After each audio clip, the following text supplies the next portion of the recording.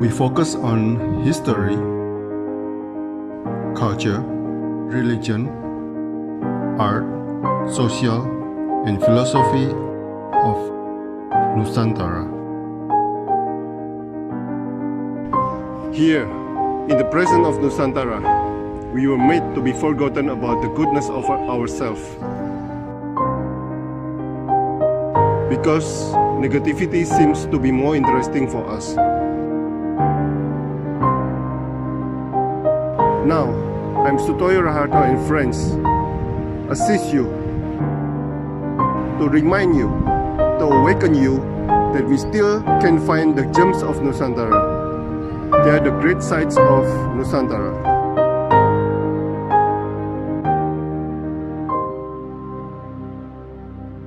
Selamat pagi Kak Berto Tukang, seorang penulis dan juga ternyata dosen. Dosennya nyentrik ini. Kesunyian besar umat manusia pernah Anda bacakan, message-nya sangat-sangat kuat sekali. Lalu yang ingin saya tanyakan adalah di tulisan pertama Anda mengatakan kita akan tetap berpeluh takdir. Berpeluh takdir, Anda ulangi berkali-kali. Takdir apa yang tak akan pernah Anda lupakan sepanjang hayat sebagai umat manusia yang lahir di Indonesia Timur? Silakan, Kak. Ya, sebenarnya kalau konteks takdir kan ada dua ya Pak ya. Ada satu takdir bersama gitu ya, takdir bersama sebagai manusia, terus pastinya takdir pribadi gitu katakanlah, takdir masing-masing kita gitu. Jadi kalau bagi saya sih ketika bilang berpeluh takdir kan maksudnya kita tetap terus akan selalu berhadapan atau akan selalu ada di dalam takdir itu ya.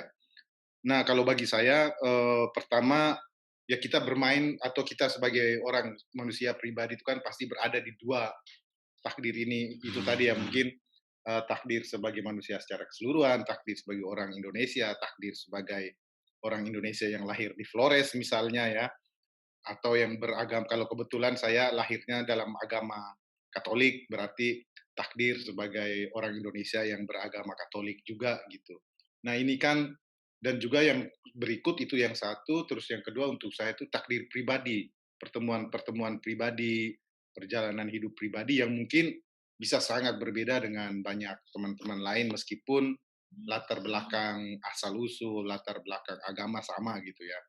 Jadi kalau bagi saya pertama kalau takdir sebagai umat manusia keseluruhan ya menjalani hidup seperti yang kita jalanin pada umumnya ya seperti manusia lain mesti bekerja lah setelah kecil lahir terus setelah itu kita disekolahkan terus setelah sekolah kita mesti bekerja dan bekerja itu tentu saja juga untuk kebetulan saya belum menikah tapi pastinya banyak orang yang bekerjanya juga untuk membantu takdir manusia baru nih. Artinya dia cari duit untuk orang itu kerja lagi gitu, sekolah lagi dan nanti mengulangi itu. Jadi menurut saya takdir keseluruhan umat manusia itu perputaran itu Pak, dari lahir, bersekolah, lalu kita bersenang-senang sedikit sebagai anak muda mungkin, lalu tiba-tiba kita mesti berhadapan dengan tanggung jawab tertentu ya. Dan di dalam tanggung jawab itu kita akhirnya mesti bekerja banting tulang dan sebagainya.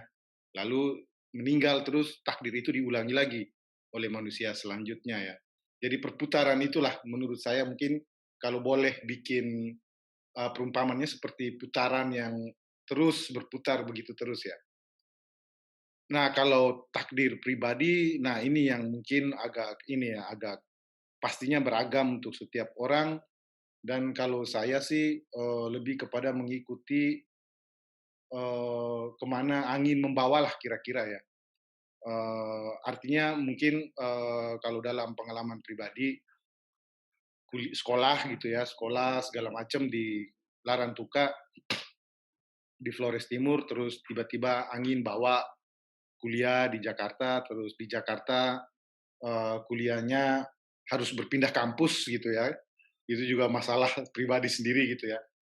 dan ya mengikuti aja terus sampai akhirnya di situ bertemu teman-teman yang mana, teman-teman ini mengajak ngerjain apa dan segala macam dan ya mengikuti itu ya Pak kalau saya ya, mengikuti itu meskipun bukan berarti nggak punya pendirian ya, pendirian pasti ada gitu bahwa mesti misalnya terus menulis, terus, mengupayakan hal-hal yang menurut saya baik gitu. Tetapi pada intinya saya orang yang mungkin takdirnya adalah mengikuti angin bawa kemana gitu, gitu Pak. Oke.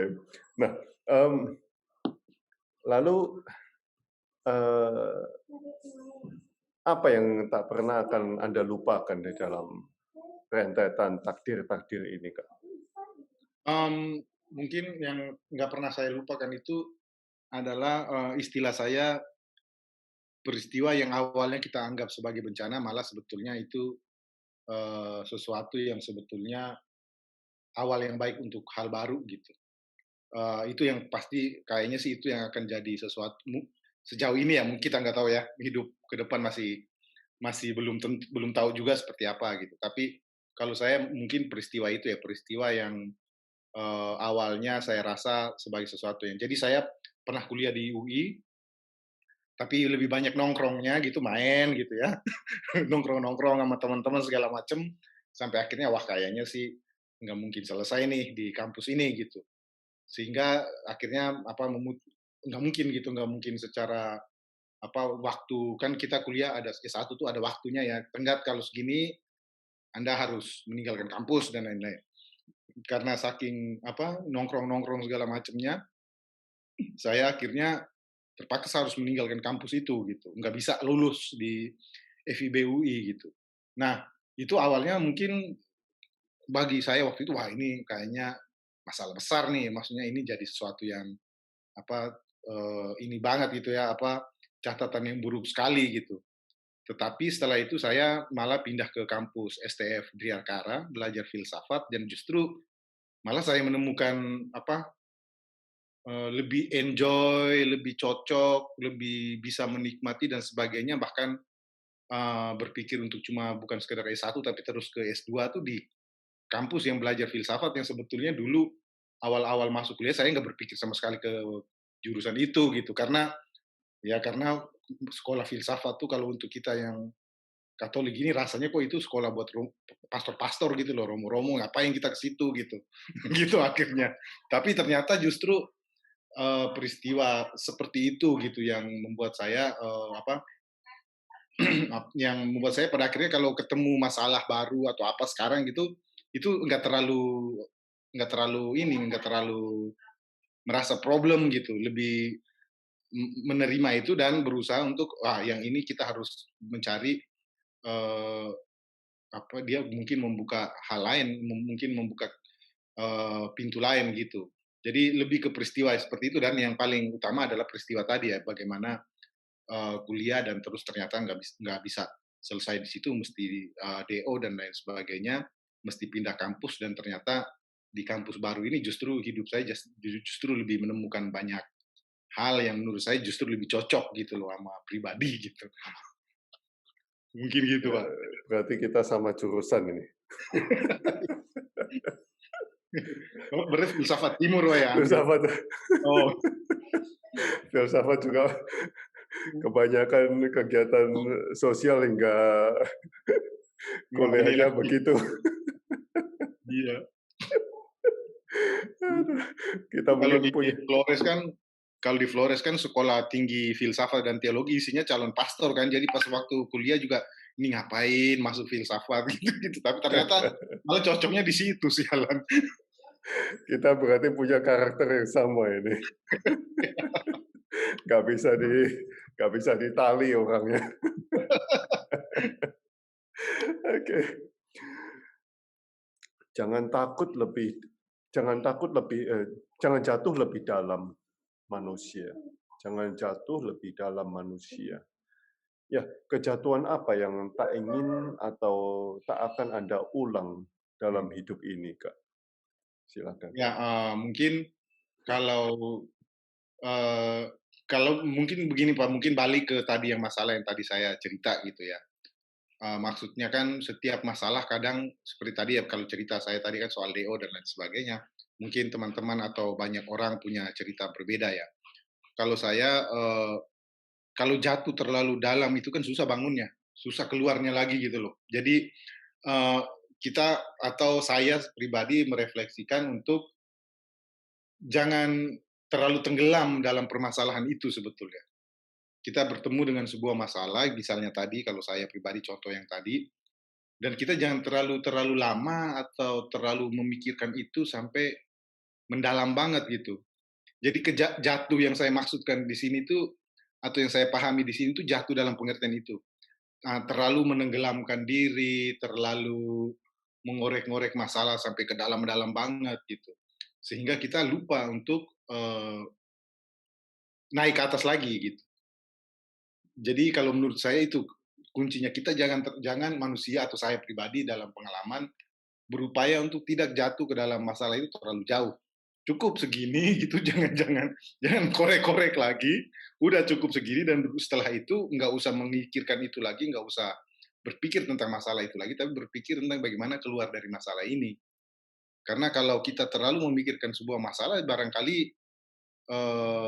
kita tenggelam terlalu dalam, kita udah nggak punya kemampuan untuk naik ke permukaan gitu ya. Kalau mungkin saya sih lebih mengibaratkan mungkin kayak bertenggelam di laut atau jatuh ke dalam jurang gitu ya, sehingga kita kalau tenggelam di laut kan kita jangan terlalu menyelamnya terlalu dalam gitu, karena kalau terlalu dalam kita pasti akan kehilangan banyak kemampuan tubuh dan lain sebagainya dan celakanya bisa berbahaya gitu.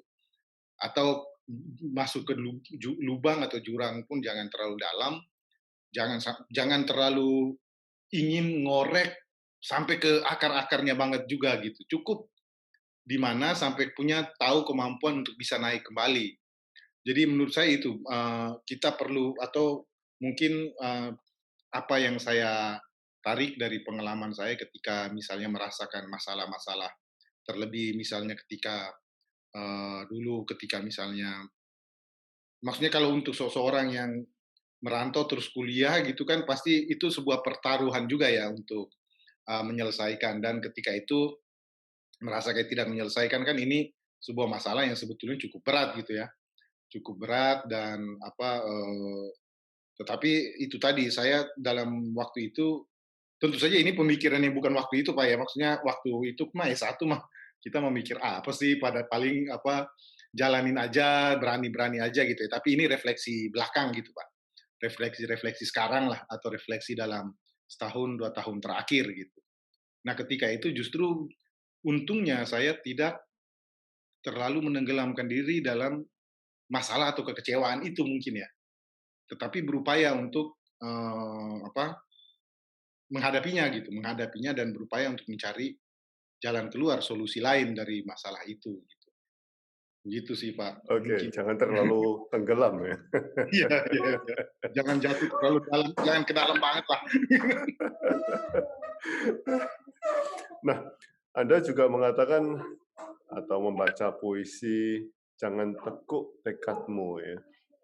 Mhm. Jangan tekuk tekadmu. Apa tekad Anda sebagai seorang penulis dari Indonesia Timur?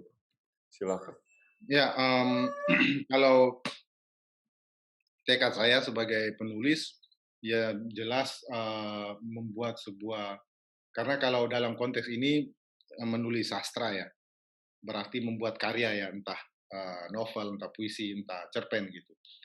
Eee, Tentu saja tekadnya adalah, untuk membuat karya yang betul-betul bagus gitu ya, dan, definisi bagus ini kan sangat sangat luas dan, bisa didiskusikan macam-macam gitu. Tentu salah satunya memang, tekadnya adalah pengen menulis sejarah kecil tentang Indonesia gitu loh. Pengen menulis sebuah cerpen dengan sejarah kecil tentang Indonesia, yang mungkin selama ini banyak karya-karya seperti itu, tapi mungkin terlalu berkonsentrasi di wilayah-wilayah tertentu. Entah, ya tentu saja banyak ya, kalau Jawa mah kita nggak usah ngobrol gitu, ngomong lagi gitu ya, sudah sangat banyak. Tetapi, wilayah lain misalnya Sumatera juga ada, tapi saya pengen wilayah-wilayah di luar itu gitu.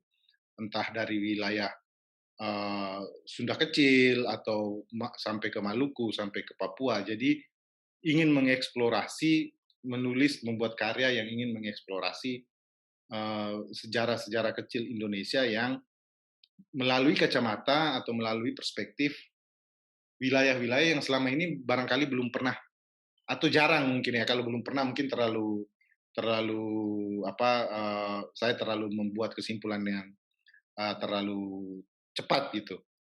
Barangkali selama ini jarang jarang menjadi tema gitu. Itu sih pengennya kalau dalam konteks karya ya, dalam konteks karya yang ingin dibikin. Tetapi dalam konteks semangat menulis ya tekad untuk terus menulis ya, karena mungkin Pak Sutoyo mungkin bisa paham bahwa menjadi penulis dalam konteks di Indonesia kan bukan sesuatu yang menjanjikan sekali ya untuk hidup ya. Mendingan kita cari profesi lain lah kalau daripada berpikir untuk menulis sebagai sebuah profesi, kecuali wartawan ya. Ini berbeda nih, ini penulisan sastra gitu. Tetapi saya pengen tekadnya meskipun keadaannya seperti itu tetap menulis sih, karena sepertinya itu yang menjadi panggilan atau identitas kira-kira gitu ya dari saya gitu ya. Untuk terus menulis dan untuk terus berkarya gitu. Meskipun bidang itu bukan sesuatu bidang yang dalam tanda kutip secara ekonomis gitu-gitu cukup baik di Indonesia. Kira-kira begitu, Pak. Kak Berto, kalau kita kembali ke Indonesia Timur ya, apakah Flores pernah menjadi kekuasaan Sultan Ternate atau Tidore? Kalau Flores, sejauh saya membaca dari Kesultanan Ternate atau Tidore tidak di Flores tepatnya, tetapi kalau kita lihat peta NTT itu, setelah Flores ke arah timur itu kan ada Lembata dan Alor. Nah, saya lupa Ternate atau Tidore itu sampai di wilayah Alor pengaruhnya. Nah, sedangkan di Flores secara langsung itu justru mungkin uh, perdagangan dan segala macam mungkin pasti terjadi, tetapi pengaruh secara kekuasaan barangkali di Pulau Floresnya nggak terjadi gitu. Tetapi di pulau wilayah Alor dan Pantar itu Tidore Ternate sangat sangat kuat. Bahkan saya kira tuh ada beberapa peninggalan-peninggalan di Alor itu yang sebetulnya dari Ternate, Kesultanan Ternate Tidore ya. Oke. Tetapi mungkin pengaruh gitu. Kalau Flores secara general ikut kerajaan mana? Atau ada kerajaan sendiri? Nah, kalau Flores secara general itu kan dia punya kerajaan-kerajaan kecil saya kira tuh, ada kerajaan Sika, ada kerajaan Larantuka juga ya. Tetapi kalau wilayah Flores Barat, Manggarai, Ngada itu justru pengaruhnya dari Makassar ya. Kerajaan Makassar, Hasanuddin masa itu ya. Jadi pengaruhnya karena dia kan memanjang gitu ya pulaunya Pak ya. Jadi kalau dari Makassar turun ke bawah tuh justru langsung ketemunya Flores Barat tuh, wilayah-wilayah Manggarai, Labuan Bajo. Sedangkan kalau wilayah ke ujung yang ke arah Alor gitu, ke atasnya justru Maluku tuh dia. Oh gitu. Berarti Secara dia ikut mata angin ya? Iya, kan mungkin zaman dulu pelayaran sangat tergantung pada angin dan lain sebagainya, sehingga mungkin itu ya salah satu pengaruh. Nah, berarti sebelum Portugis masuk ke Flores, agamanya apa? Masih animisme? Kalau sebelum Portugis masuk, ya agama asli ya. Masih, oke. Agama asli, tapi mungkin ada beberapa bagian wilayah yang juga sudah mulai masuk Islam ya. Islam. Ya, seperti mungkin tidak di Pulau Floresnya langsung, tapi di Adonara itu di depan Larantuka tuh ada Pulau Adonara itu sebagiannya sebetulnya sudah dari Sulawesi berarti ya. Dari Sulawesi dan juga sedikit dari Ternate Tidore itu. Nah, kalau kita mundur lagi sedikit, apakah ada pengaruh Hindu Buddha di dalam animisme itu? atau Nah, tidak tidak tersentuh Hindu hmm. Buddha? Kalau secara apa bukti-bukti sejarah atau bukti arkeologi saya belum tahu ya Pak ya. Tapi sebetulnya kerajaan Larantuka itu yang disebut dengan kerajaan Larantuka dan kerajaan Sika itu dia punya beberapa peninggalan yang dari Majapahit sebetulnya. Dan kalau kita Oh, bicara dari Majapahit berarti udah jelas itu ya tarikan pengaruhnya itu Hindu Buddha ya dari situ ya. Sehingga saya kira pasti di zaman itu sudah ada pengaruh-pengaruh bahkan cerita tentang raja yang bermeditasi segala macam itu justru sudah sangat bahkan ada tempat gitu, ada beberapa tempat yang dianggap ini kalau raja mau apa apa menjauh atau gitu tuh udah ada tempat dia ke situ misalnya. Jadi praktek-praktek itu dari Majapahit mungkin ya. Majapahit atau Bali ya? Kayaknya sih Majapahit deh, kayaknya sih Majapahit Pak. Karena peninggalannya itu di beberapa di ini Larantuka itu, di kerajaan Larantuka itu masih disimpan tuh benderanya gitu. Bendera hitam putihnya Majapahit itu masih disimpan tuh. Oh, Mhm, oke oke, hitam putih. Oke mhm. oke. Wow, interesting. Yeah, interesting. Karena disebutnya ada jadi orang Larantuka itu eee, orang Larantuka tuh ada 2 suku ya, ada suku Melayu dan suku Lamoholot. Nah, kalau suku Lamoholot itu sebetulnya bukan suku yang asli di situ, tapi dia tuh percampuran antara manusia asli di situ dengan yang disebut mereka dengan Sina Jawa dan Sina Malaka. Oh, Heeh, jadi ada apa, Sina Jawa dan Sina Malaka itu sebutan untuk orang yang datang dengan perahu gitu. Datang dengan perahu, terus mungkin nggak tahu ya itu datangnya kenapa, apa bencana, apa-apa kita nggak tahu lah. Saya juga belum nggak mendalami itu secara mendetil gitu, tapi itu ada di dalam tuturan-tuturan adat atau di dalam lagu-lagu tradisional gitu. oke oke oke. Nah, Kak Berto, apakah ritual-ritual agama lokal masih dipraktekkan di sana?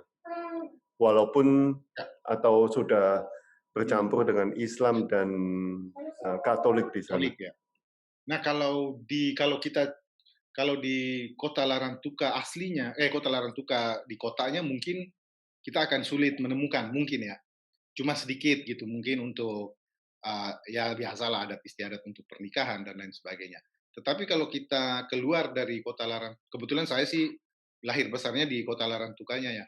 Tapi kalau kita keluar sedikit main ke wilayah kecamatan-kecamatan di luar kecamatan Larantuka, di luar kota Larantuka, itu kita masih sangat menemukan sebetulnya rumah-rumah adat yang masih sangat, terjaga ya. Maksudnya terjaga dalam pengertian bukan bangunannya sejak zaman dulu kala, tapi masih sangat mereka masih pakai bentuk rumah adat yang sejak zaman dulu. Mereka masih banyak ritual untuk bahkan untuk panen, untuk menanam, dan bermacam-macam ya. Sebetulnya eh, masyarakat Flores Timur atau masyarakat Lamholo tadi itu masih sangat ini sih Pak, masih sangat mendiami atau menghidupi adat ya. Ritual dan lain sebagainya. Tetapi jangan di kota Larantukanya memang. Kalau di kota Larantukanya mungkin udah terlalu bercampur apa segala macam, tetapi agak keluar. Tetapi kalau kita bicara tentang percampuran agama, tentang adanya agama, kita bisa menemukan juga di dalam agama Katolik itu misalnya yang saya paling tahu di Larantuka itu yang sebetulnya malah kebalikan, malah agama yang mengadopsi gaya-gaya adat ya.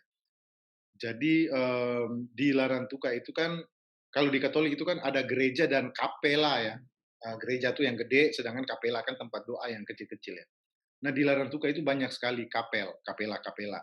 Dan sebetulnya kalau kita cek, kapela itu milik dari suku-suku. Jadi suku A punya kapela A, suku B punya kapela B gitu.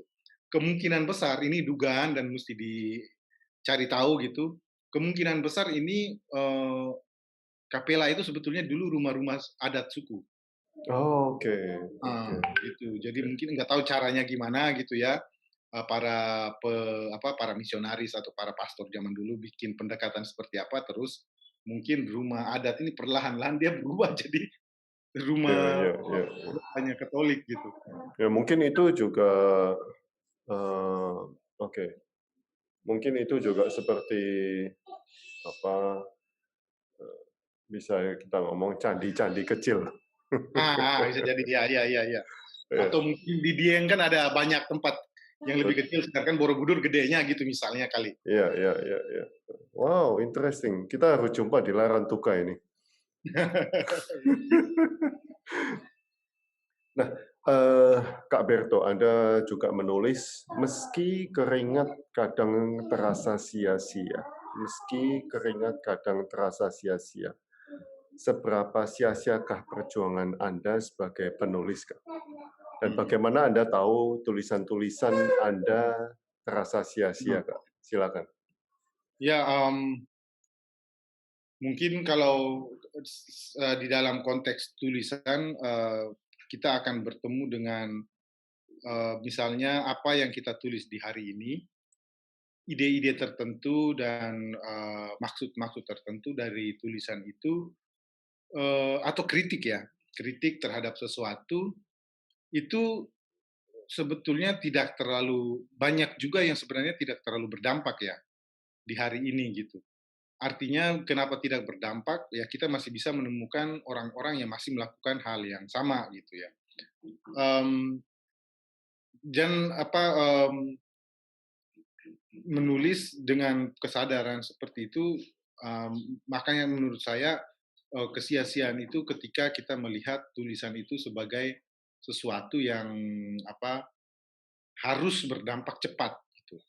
Padahal mungkin ya di dalam konteks yang lebih lanjut barangkali dia memang butuh waktu untuk punya dampak. Dan bagi saya gitu mungkin karena tentu saja kita punya batas waktu dan kita punya batas kemampuan, eee, menunggu untuk melihat dampaknya di kemudian hari itu kan juga melelahkan. Jadi kita pengen melihat hasilnya tuh hari ini gitu ya, atau hasilnya setelah tulisan barangkali mesti adalah satu 2 feedback yang menarik atau satu 2 perubahan yang kita harapkan di tengah-tengah masyarakat maupun di tengah-tengah teman-teman lah minimal ya, teman-teman yang kita tahu atau di media sosial yang bisa kita jangkau. Tetapi kan itu jarang terjadi. Kita akan sangat sulit menemukan dari satu tulisan dan bisa menghasilkan sebuah dampak tertentu yang cepat gitu. Dan ini menurut saya salah satu yang saya sebut sebagai uh, sia-sia tadi gitu ya, melakukan sesuatu dengan sia-sia. Tapi entah kenapa harapan bahwa yang sia-sia di hari ini bisa saja di kemudian hari tidak sia-sia itu sebetulnya juga memberi semangat gitu. Jadi mungkin kalimat yang tadi Pak Sutoyo bacakan dan dari tulisan itu kan sebuah refleksi saya misalnya yang sudah terjadi dalam waktu-waktu yang sebelum gitu ya. Artinya ini barangkali ada sebuah bagi saya pribadi mungkin ada sebuah pendewasaan sendiri juga di dalam konteks melihat karya gitu. Yang dulunya sesuatu kadang uh, terasa itu ya. Maksudnya ini kan saya pakai kata terasa ya. Terasa itu kan subjektif ya. Kita yang merasakan sendiri gitu. Jadi itu jangan-jangan cuma pandangan kita semata gitu. Itu juga yang juga menjadi semangat. Jangan sampai apa yang kita anggap sia-sia sebetulnya nggak sia-sia banget gitu. Ini barangkali karena kitanya terlalu pengen cepat dapat hasil, terlalu pengen cepat ini bermakna atau dan lain sebagainya, sehingga kita menganggap sia-sia gitu.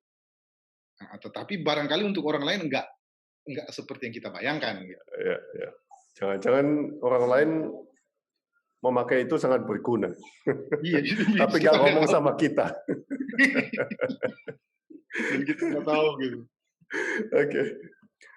Perjuangan menjadi manusia tak akan ada habisnya. Perjuangan menjadi manusia tak akan ada habisnya. Apakah kita, nah pertanyaan saya adalah, apakah kita belum menjadi manusia, Kak? Ataukah kita sebenarnya belum menjadi manusia seutuhnya? Silakan. Ya, Ini apa? penulis dari timur ini mesti punya pandangan yang berbeda ini. Iya. Kumpulnya sama Pram lagi. Silakan. Iya, Pak. Mmm, apa, ya pertama tentu saja kita, perlu ini kan, kita mesti memaknai juga kan, apa manusia tuh untuk kita kita pribadi itu apa sih gitu.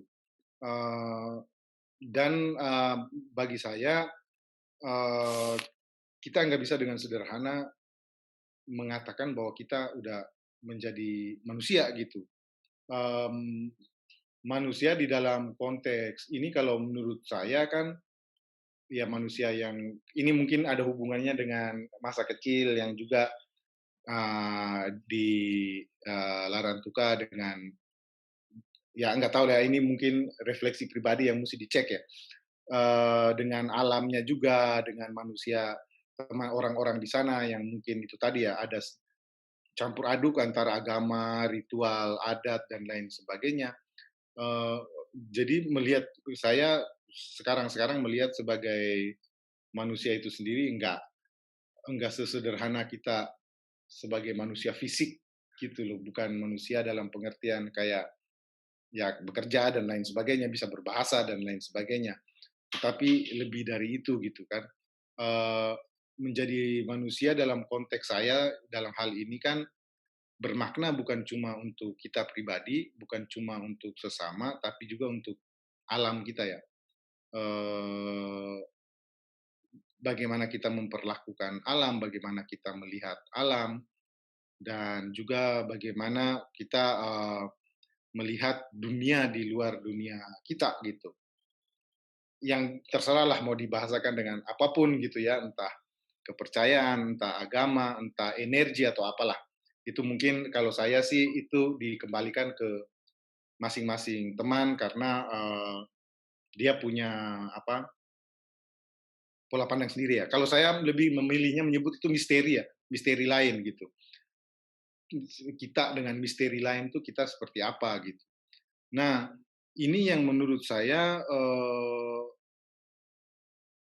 menjadi manusia adalah membuat hubungan dengan segala macam itu, bukan cuma hubungan untuk hidup kita sendiri gitu.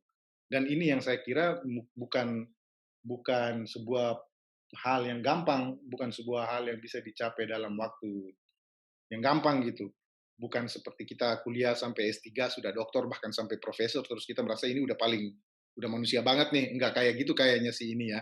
Ini sesuatu yang terus kita geluti, bahkan misalnya kalau kita sedikit boleh merefleksi dalam konteks hari-hari ini kita di Covid kan juga ngaco banget, kacau banget kan segala macam yang kita pikirkan tentang manusia, segala macam yang kita bicarakan tentang atau kita lihat dalam konteks hubungan kita dengan alam itu kan jadi kacau sekali di hari-hari ini gitu. Sehingga bagi saya menjadi manusia adalah sebuah sebuah upaya yang sangat-sangat sulit dan eh, bukan sulit dalam pengertian berat dan lain sebagainya, tapi sulit dalam pengertian enggak mungkin dicapai dengan sekali dua kali dan barangkali eh, menjadi manusia seutuhnya dalam pengertian hubungan dengan segala hal tadi tidak akan pernah kita capai sampai kita meninggal mungkin ya. Eh, bagi di mana kita tahu kita sudah mencapai titik yang pas dalam konteks hubungan kita dengan diri sendiri, hubungan kita dengan misteri yang lain, hubungan kita dengan alam dan sesama gitu. Di mana ukurannya apa gitu? Kita nggak mungkin setidaknya saya pribadi itu nggak tahu gitu loh gimana caranya untuk memberi ukuran terhadap hal itu. Gimana kita bisa sampai oh ini hubungan saya atau dengan hal-hal yang tadi saya katakan itu udah dapat nilai 8 nih. Gimana caranya untuk bikin uh, patokan itu sehingga menurut saya perjuangan untuk menjadi manusia itu ya enggak mungkin bisa kita bilang selesai gitu karena kita juga nggak tahu ininya apa patokannya. Mungkin begitu, Pak. Dan mungkin ini ya apa akan terus berubah juga gitu ya. Kita berhadapin hari ini kita menghadapi ya, dunia yang seperti ini, mungkin besok dunia yang lain gitu. Dan dunia bentuk yang lain gitu, tantangan yang lain. Dan itu menjadi ya terus kita mesti terus mengupayakan itu gitu. Tapi kita nggak boleh terlalu jatuh ya. Nah, iya benar, nggak boleh takut jatuh. Oke, teman-teman ada yang mau bertanya silakan. Oke, sambil nunggu teman-teman kalau ada yang mau Ya. bertanya. Oke, Kak Berto, Anda dekat dengan tulisan Pram, Anda dekat dengan pandangan-pandangan Pram, Anda juga dekat dengan eh, pihak penguasa. Ya. Iya. Apakah ada kemungkinan jalan tengah di antara dua mereka, Hmm. atau sebetulnya mereka bisa mengisi satu dengan yang lain, atau bagaimana Hmm. pandangan Anda terhadap dua sisi yang Hmm. Hmm. Ya. berbeda atau cukup berbeda? Silakan, Kak Berto.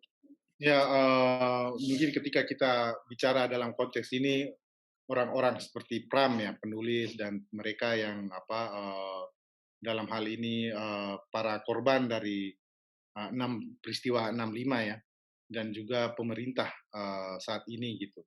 Nah, pemerintah sendiri kan pemerintah saat ini sebetulnya adalah pemerintah dari generasi yang sudah berbeda dengan pemerintah di masa Orde Baru gitu ya. Kita sudah melihat sebetulnya kalau saya pribadi melihat sudah banyak perubahan-perubahan, peristiwa-peristiwa yang mungkin tidak bisa kita bayangkan terjadi di masa Orde Baru, meskipun saya Orde Barunya anak kecil ya, maksudnya masih kecil gitu, tetapi baca dari sejarah dan lain sebagainya. Nah, jadi kalau menurut saya di tahun-tahun ini, di masa-masa ini, kemungkinan untuk pertama yang saya pribadi sih, pertama rekonsiliasi aja dulu antara bangsa gitulah, antara mungkin mereka yang dulu di masa 65 menjadi korban, mendapatkan kekerasan dan lain sebagainya, atau bukan cuma 65 tapi juga peristiwa-peristiwa kekerasan lain ya di negeri kita ini ya. Sejak zaman dulu itu pertama yang kita kejar menurut saya rekonsiliasinya dulu. Meskipun sekarang sepertinya tidak ada masalah, tapi menurut saya kan luka itu tetap. Kalau kita sentuh sedikit mungkin terasa sakitnya lagi gitu ya. Bekas luka itu. Jadi tetap ada gitu bekas-bekas luka dari segala peristiwa kejahatan dan lain sebagainya yang terjadi secara struktural maupun tidak gitu ya di dalam negara ini gitu. Nah, itu menurut saya yang kita kejar adalah rekonsiliasi dan uh, sejauh ini kalau saya lihat jalan ke arah itu sudah terbuka ya di dalam konteks negara yang saat ini karena pemerintah di dalam konteks yang saat ini pun uh, banyak diisi oleh mereka-mereka yang punya pikiran untuk rekonsiliasi tersebut. Mereka-mereka yang juga bergerak di bidang-bidang HAM, bidang-bidang kemanusiaan sebelum masa-masa ini gitu. Jadi dan menurut saya kenapa juga saya ikut mau terlibat gitu bersama katakanlah dalam hal ini di bidang kebudayaan karena semakin ke sini saya merasa bahwa justru uh, jika kita memiliki sebuah ide tertentu, jika kita ingin sebuah perubahan tertentu, kita juga tidak bisa hanya menunggu perubahan itu datang gitu. Kita juga harus mengupayakan dan mengintervensi. Dan upaya untuk mengintervensi dan mengubah itu adalah dengan berusaha untuk masuk dan menjadi bagian dari apa yang bisa mengubah itu gitu. Itu salah satu pilihannya gitu. Sehingga pelan-pelan mungkin kita bisa memasukkan ide-ide kita, membuat sebuah perubahan-perubahan mungkin masih kecil, tetapi setidaknya misalnya kita mulai misalnya ketika berada di lingkungan Direktorat Jenderal Kebudayaan misalnya, kita membiasakan untuk bicara tentang HAM, bicara tentang uh, keberagaman budaya ini juga kan sesuatu yang kadang kan sebelum saat ini kan kebudayaan Indonesia itu kan sangat didominasi sebetulnya oleh beberapa unsur ya, beberapa unsur kebudayaan ya. Ketika kita bicara tentang kebudayaan Indonesia, kepala kita batik ketika kita bicara kebudayaan Indonesia, kepala kita tarian Bali dan tarian Jawa. Sedangkan di luar itu kan, wah banyak sekali.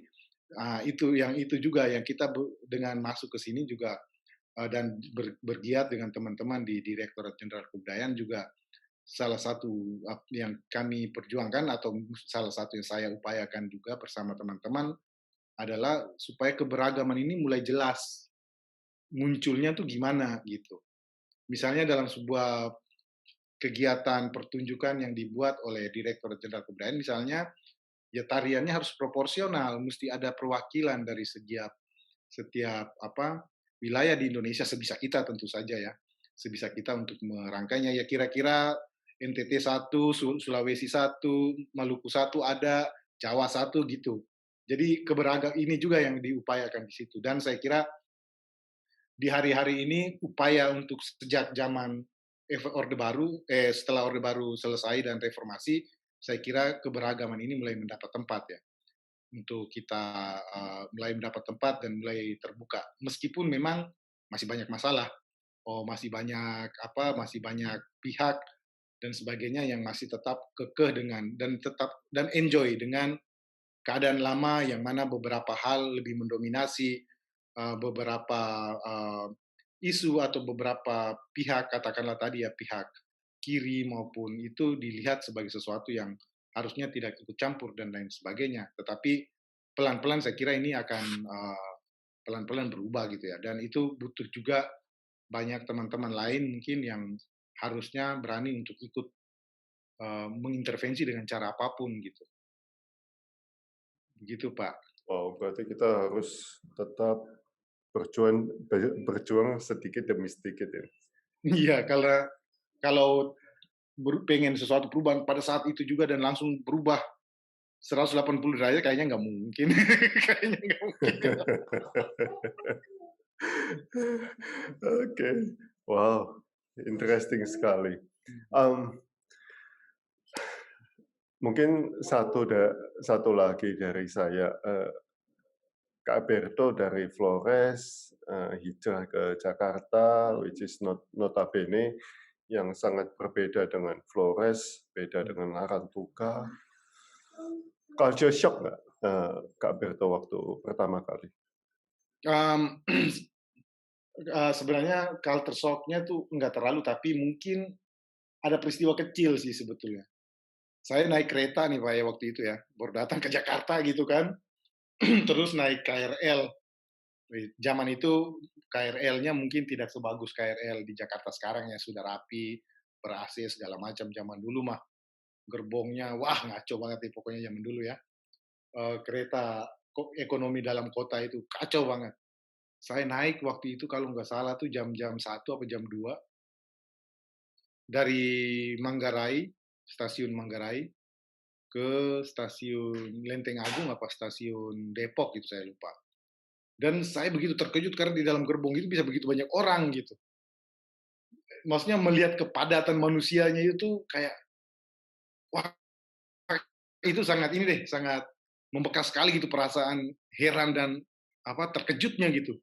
Karena mungkin sebelumnya di Larantuka orang sepadat itu tuh nggak akan kita temuin berdesak-desakan gitu. Kita ruangannya begitu besar pasti kita ujung ke ujung masih bisa ngelihat. Mungkin banyaknya akan sama dengan peristiwa kita nonton bola di kampung atau lain sebagainya. Tapi kan itu di sebuah lapangan yang gede banget kan. Tapi ini tiba-tiba orang berdempet-dempetan begitu banyak dalam satu. Wah, itu pengalaman pertama sih dan itu kayaknya bikin shock juga waktu itu ya.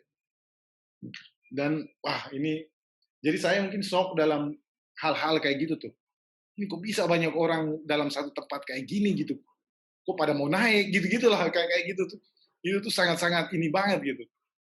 Membekas gitu loh. Wow. Manusia berarti ya. Manusia kok banyak banget di satu dan berdempetannya itu kan buset. Oke. Terima kasih Pak. Terima kasih Kak Berto untuk waktunya. Iya, Amazing Pak. sekali. Siapa? Oke, memberikan harapan yang sangat luar biasa. Yang penting jangan jatuh terlalu dalam. Ya. Dan itu sebetulnya juga ini Pak, mungkin agak sedikit kan tadi bicara tentang Pram dan ini ya, saya benar banyak membaca karya-karya Pram dan juga salah satu yang terakhir saya baca itu Pak Martin Aleida ya. Martin Aleida juga termasuk penulis yang juga dulu di Lekra di kiri gitu ya, dan pernah dipenjarakan segala macam. Wah, dan ketika saya baca tulisan mereka itu tuh saya sampai ke tingkat gila. Ini orang-orang udah mengalami masalah hidup yang sebegini besar, mengalami perubahan nasib sebegini besar, kok masih bisa bertahan, masih bisa bangkit, masih bisa nulis, masih bisa hidup, masih bisa sehat sampai hari ini gitu loh. Nah itu kan, wah mengerikan sekali, hebat sekali gitu. Jadi apa Mungkin ya. jangan jatuh terlalu dalam ini juga pelajaran-pelajaran yang saya dapatin juga dari bacaan-bacaan dari orang-orang seperti itu gitu. Atau mungkin mereka karena jatuh sampai dalam. Oh bisa Jadi jadi mereka juga, kuat. saking dalamnya mereka kuat banget gitu untuk ini. Salah satu kalimat dari bukunya Pak Martin Aleida yang saya ingat sekali sampai hari ini, itu dia dia dia kan penulis di Lekra dulu di korannya komunis zaman dulu, lalu dia masuk penjara, wah segala macam hancur lebur, pekerjaan hilang, sebagainya dan sebagainya. Terus pada suatu hari dia keluar, dia mendapatkan kebebasan ya. Dia keluar dari penjara itu di penjaranya di Jakarta Pusat. Dia keluar terus dia berdiri di pinggir jalan Muhammad Tamrin. Terus dia menulis di situ, ketika saya berdiri di pinggir jalan Muhammad Tamrin yang besar itu dan melihat langit Jakarta, saya merasa bahwa saya masuk ke dalam sebuah penjara yang lebih besar. Wah, dan setelah itu dia tetap bertahan hidup gitu, bertahan gitu. Apa sesuatu yang sangat kuat ya dari orang-orang itu ya. Daya Iya, hidupnya iya. gitu Pak mungkin ya. Saya pernah jawab beberapa narasumber. Mungkin memang kita itu harus dipepet sampai sebegitunya sehingga energi kita keluar. Bisa jadi juga, bisa jadi juga, bisa jadi. Benar benar benar. Karena saking ditekan banget, saking dalam banget, sehingga dayanya justru berlipat-lipat ganda. Iya, iya, iya. Bisa jadi, bisa jadi. Benar juga. Oke. Ya Pak. Thank you banget Kak Bekto. Yo, terima kasih Pak. Yo. Kita harus ketemu di Larantuka. Siap, siap. Ya, Semoga corona udah cepat beres dan kita bisa melakukan hal-hal lain, Pak. siap. Oke. Selamat siang Kak Bekto. Ya, oke. Saya izin live ya, Pak ya. Ya, terima kasih semuanya teman-teman.